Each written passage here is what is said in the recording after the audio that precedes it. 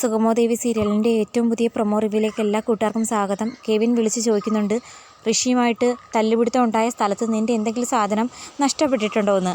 മിക്കവാറും കേസ് നൂലാമലയാകാം എന്ന് മനസ്സിലാക്കിയ നന്ദനാണെങ്കിൽ ആ തല്ലുപിടുത്തം ഉണ്ടായ സ്ഥലത്ത് പോയി നോക്കുന്നുണ്ട്, തൻ്റെ എന്തെങ്കിലും സാധനം അവിടെ മിസ്സായിട്ടുണ്ടോ എന്ന്.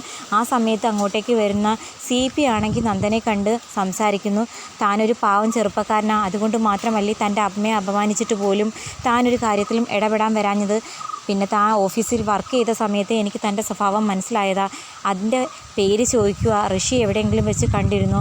ഋഷിയെ കാണാത്തതിൻ്റെ പേര് മേഡം ആകെ വിഷമിച്ചിരിക്കുക. എന്തെങ്കിലും ആപത്ത് സംഭവിച്ചിട്ടുണ്ടോ എന്നാ പേടിയെന്നൊക്കെ പറയുമ്പോഴത്തേക്കും ശരിക്കും പറഞ്ഞാൽ നന്ദന് കൂടുതൽ ടെൻഷനാകുന്നു.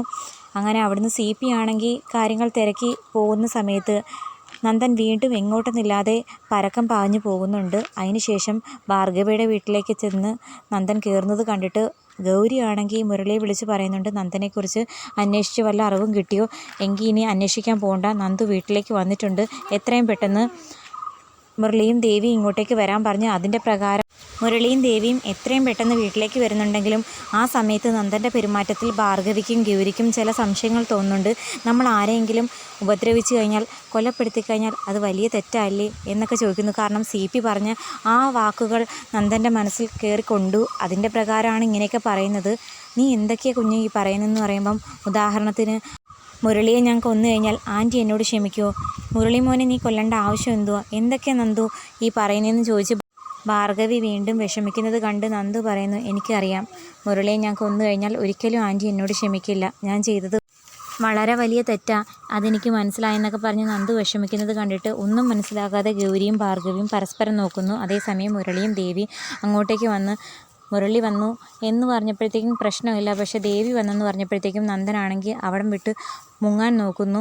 ആ സമയത്ത് ഭാർഗവിക്ക് ചില സംശയം തോന്നുന്നു. ഇനി ദേവി നന്ദനും തമ്മിൽ എന്തെങ്കിലും പ്രശ്നമാണോ, അതിൻ്റെ പേരിനാണോ നന്ദുവിന് ഇങ്ങനെയൊക്കെ ഡിപ്രഷൻ വന്നതെന്ന് ചോദിക്കുമ്പോഴത്തേക്കും, ഞാനും നന്ദനും തമ്മിൽ യാതൊരു പ്രശ്നവുമില്ല, അറിവിൽ എന്തെങ്കിലും ഉണ്ടെങ്കിൽ ഇപ്പം തന്നെ ചോദിച്ചറിയാമല്ലോ എന്ന് പറഞ്ഞ് നന്ദനെ തിരക്കി പോകുമ്പോഴത്തേക്കും നന്ദനെ കാണുന്നില്ല. പക്ഷേ തക്ക സമയത്തിന് മുരളി മുമ്പിൽ വന്ന് പെടുന്നത് കാരണം നന്ദന് അവിടുന്ന് പോകാൻ പറ്റുന്നില്ല. അപ്പം ദേവിയാണെങ്കിൽ വളരെ സങ്കടപ്പെട്ടുകൊണ്ട് ചോദിക്കുന്നു, എന്തെങ്കിലും പ്രശ്നമുണ്ടെങ്കിൽ തുറന്നു പറ, ഞാനാണോ ഇനി പ്രശ്നത്തിന് കാരണം? അല്ലെങ്കിൽ നന്ദൻ്റെ മനസ്സിൽ എന്തെങ്കിലും വിഷമമുണ്ടെങ്കിൽ തുറന്നു പറയാൻ പറഞ്ഞ് ബഹളം ഉണ്ടാക്കുന്നത് കേട്ടിട്ട് നന്ദനാണെങ്കിൽ ഒന്നും മിണ്ടാതെ നിരാശയോടെ ഇരിക്കുന്നുണ്ട്. അതൊക്കെ കണ്ടിട്ട് ദേവിയാണെങ്കിൽ ആകെ സങ്കടപ്പെടുന്നു. ഒടുക്കം നമ്മുടെ നന്ദനെയും കൂട്ടി മുരളിയും ദേവിയും ചന്ദ്രോത്ത് വീട്ടിലേക്ക് ചെല്ലുമ്പോഴത്തേക്കും നന്ദൻ ഇങ്ങനെ ഇറങ്ങിപ്പോയ വാർത്ത അറിഞ്ഞ് എല്ലാവരും പല ദിക്കി അന്വേഷിച്ചുകൊണ്ട് നടക്കുമായിരുന്നു നന്ദനെ. അപ്പം സിദ്ധാർത്ഥനാണെങ്കിൽ ഇത്തിരി ഗൗരവത്തോടെ നന്ദനോട് ചോദിക്കുന്നു, നിൻ്റെ പ്രശ്നം എന്താണെന്ന് വെച്ചാൽ പറ, തുറന്നു പറയാതെ ഇനി ഒരു രക്ഷയില്ല, എന്താണെന്ന് വെച്ചാൽ എന്തായാലും തുറന്നു പറ, അതിനുള്ളൊരു പരിഹാരം ഞങ്ങൾ കണ്ടെത്താമെന്നൊക്കെ വാക്ക് പറയുമ്പം നന്ദനാണെങ്കിൽ ഒന്നും മിണ്ടുന്നില്ല. നീ മനുഷ്യൻ്റെ ക്ഷമയെ പരീക്ഷിക്കുന്നോ എന്ന് ചോദിച്ച് നന്ദനെ തല്ലാനൊരുങ്ങുന്ന സമയത്ത് ദേവിയാണെങ്കിൽ തടയുന്നു. അച്ഛാ, നന്ദുവിനെ ഒന്നും ചെയ്യല്ലേ, നന്ദുവിന് ആകെ മനസ്സ് തകർന്നിരിക്കുന്ന സമയമല്ലേ, ഒന്നും പറയണ്ട എന്ന് പറഞ്ഞ് പ്രഭാവതിയും സിദ്ധാർത്ഥനെയും വിലക്കുന്ന സമയത്ത് സിദ്ധു പറയുന്നു, മനുഷ്യൻ ക്ഷമിക്കുന്നതിനൊക്കെ ഉണ്ട് ഒരു പരിധി, ഇവൻ്റെ സങ്കടം എന്താണെന്ന് വെച്ചാൽ നമ്മളോട് തുറന്നു പറഞ്ഞൂടെ, നമ്മളറിയാത്ത എന്ത് രഹസ്യം അവൻ്റെ ജീവിതത്തിൽ ഉണ്ടായിട്ടുള്ളത്, എന്തെങ്കിലും രഹസ്യം ഉണ്ടെങ്കിലും അവന് തുറന്നു പറഞ്ഞാൽ എന്താ പ്രശ്നമെന്നൊക്കെ ചോദിച്ച് ചൂടാകുന്നു. അതേസമയം നന്ദുവിനെയും കൂട്ടി ദേവിയാണെങ്കിൽ റൂമിലേക്ക് പോകുന്നുണ്ട്. പ്രഭാവതി പറയുന്നു, ഇനി അധിക സമയം ഇവിടെ ഇരുത്തിയേക്കണ്ട, റൂമിലേക്ക് കൂട്ടിക്കൊണ്ട് പോകും മോളെ എന്ന് പറയുന്നത് പ്രകാരമാണ് നന്ദനെയും കൂട്ടി പോകുന്നത്. നന്ദു ഒരു കാര്യം മറക്കണ്ട, ഇങ്ങനെ പോവുകയാണെങ്കിൽ അധികം താമസിക്കാതെ 2 ദിവസത്തിനുള്ളിൽ ഞാനും നന്ദുവിനെ പോലെ ഉൾവലിഞ്ഞ് നന്ദുവിൻ്റെ അതേ അവസ്ഥയിലെത്തും. കാരണം എനിക്ക് സഹിക്കുന്നതിനും ക്ഷമിക്കുന്നതിനൊക്കെ ഉണ്ടൊരു പരിധി, എൻ്റെ മനസ്സിൻ്റെ പിടി വിട്ടു തുടങ്ങി എന്നൊക്കെ പറയുമ്പോൾ നന്ദനാണെങ്കിൽ ആകെ സങ്കടപ്പെടുന്നുണ്ട്. ഞാൻ കാരണം ദേവിയുടെ മനസ്സമാധാനം നഷ്ടമായോ എന്നുള്ള വിഷമത്തിൽ നന്ദൻ ആകെ സങ്കടപ്പെടുന്നു.